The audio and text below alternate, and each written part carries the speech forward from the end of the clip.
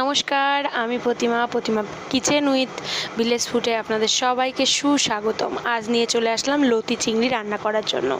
লতি চিংড়ি রান্না করতে লাগছে আমার লতি, 8-10 কোয়া রসুন আর পেঁয়াজ আর চিংড়ি মাছ আর কাঁচা লঙ্কা চেরা, ব্যাস। আর কিচ্ছু না কোনো কিছু, সর্ষে বাটা না জিরে বাটা। এখানে তেল বসিয়ে দিয়েছিলাম গরম কড়াইতে, তেল গরম হয়ে গেছে, তার মধ্যে রাঁধুনি তেজপাতা দিয়ে রসুন দিয়ে দিলাম। রসুনটাকে লাল লাল করে ভেজে তার মধ্যে বেশ খানিকটা পেঁয়াজ দিতে হবে লতি চিংড়ি করার জন্য।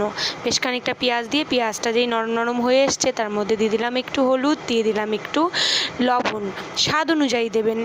দিয়ে ওই কাঁচা চিংড়ি মাছ কিন্তু আমি ভেজে নিই, কাঁচা চিংড়ি মাছ দিয়েছি। দিয়ে কাঁচা চিংড়ি মাছটাকে দিয়ে ভালো করে পেঁয়াজ আর রসুনের সঙ্গে সেটাকে ভালো করে ভেজে নিতে হবে। ভেজে নিয়ে তারপরে লতি দিলাম, লতি দিয়ে একটু নাড়াচাড়া করে ভালো করে ভাজবো।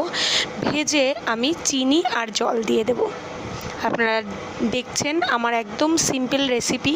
আপনাদের যদি ভালো লাগে তাহলে আপনারা অবশ্যই বাড়িতে ট্রাই করবেন। আমি এখন দিয়ে দেবো চিনি আর জল। লতিটাকে কিন্তু আমি খুব বেশি ভাজবো না, খুব বেশি ভাজলে লতিগুলো একদম আঁশ ছেড়ে তরকারিটা একদম বাজে লাগবে দেখতে। আর আমি রান্না করব, আপনারা দেখতেই পারবেন লতিগুলোর মতোই থাকবে কিন্তু গলে যাবে সুন্দরভাবে। এবার দিয়ে দেবো আমি ঢাকনাটা দিয়ে কিছুক্ষণ রান্না হতে দেব।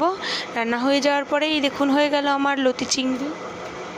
তারপর আমি নামিয়ে নেব, আর কিচ্ছু দেব না, যা দেওয়ার আমি আগেই দিয়ে দিয়েছি। ব্যাস দেখুন লতিগুলোর মতোই আছে কিন্তু গলে গেছে। এইভাবে একটু রান্না করে আপনারা বাড়িতে খেয়ে দেখবেন, ভীষণ টেস্ট হয়।